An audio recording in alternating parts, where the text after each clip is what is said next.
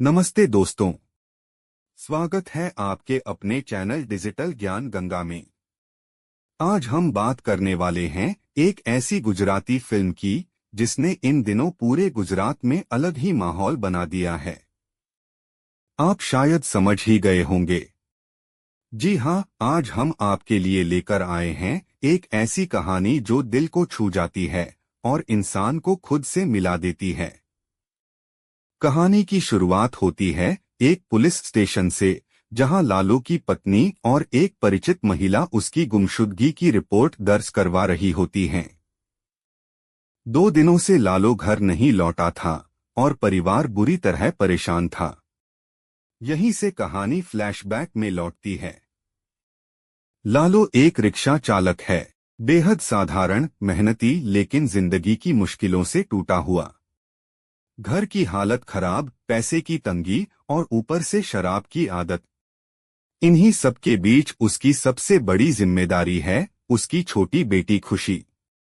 खुशी की school fees न भर पाने के कारण उसे स्कूल से निकाल दिया जाता है और यही बात लालू व उसके परिवार के बीच झगड़ों की वजह बनती रहती है।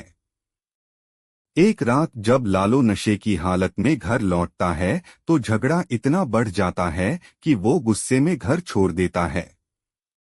रिक्शा लेकर यूं ही भटकते हुए उसे एक सवारी मिलती है। उस सवारी के पास एक बैग होता है और वो फोन पर किसी से कह रहा होता है कि इस बैग में बहुत कीमती सामान है। लालू यह सुन लेता है और लालच उसके दिमाग पर हावी हो जाता है। वो उस आदमी को एक सुनसान फार्म हाउस पर छोड़ देता है और कुछ देर बाद चोरी के इरादे से वहीं वापस पहुंच जाता है। लेकिन किस्मत का खेल देखिए, वो अंदर ही बंद हो जाता है। लालू की असली लड़ाई, कई दिनों तक वो वहीं फंसा रहता है, ना खाना, ना पानी, ना बाहर निकलने का कोई रास्ता। इसी अंधेरे समय में कहानी में प्रवेश होता है भगवान कृष्ण का। कृष्ण लालू के सामने एक दोस्त की तरह आते हैं, कभी समझाते हुए, कभी हंसाते हुए और कभी सच का आईना दिखाते हुए। कृष्ण उसे बताते हैं कि कैसे वह अपनी गलत आदतों की वजह से खुद से और अपने परिवार से दूर हो गया है। धीरे धीरे लालू को अपनी गलतियों का एहसास होता है और उसके भीतर बदलाव की शुरुआत होती है। फिल्म की खूबसूरती, द्वारका और जूनागढ़ के आसपास शूट हुए दृश्य फिल्म को एक दिव्य और सुकून भरा माहौल देते हैं। लोकेशंस, कैमरा वर्क और बैकग्राउंड म्यूजिक, सब कुछ बेहद वास्तविक लगता है। फिल्म में किसी तरह का ओवर ड्रामा नहीं है और यही इसे खास बनाता है।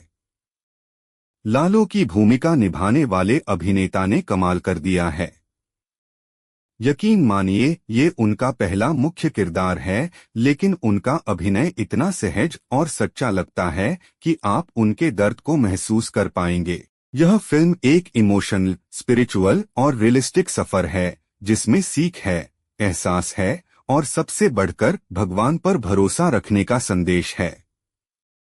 अगर आपको ऐसी फिल्में पसंद हैं जो दिल और दिमाग दोनों को छू जाएं, तो इसे जरूर बड़े पर्दे पर जाकर देखें।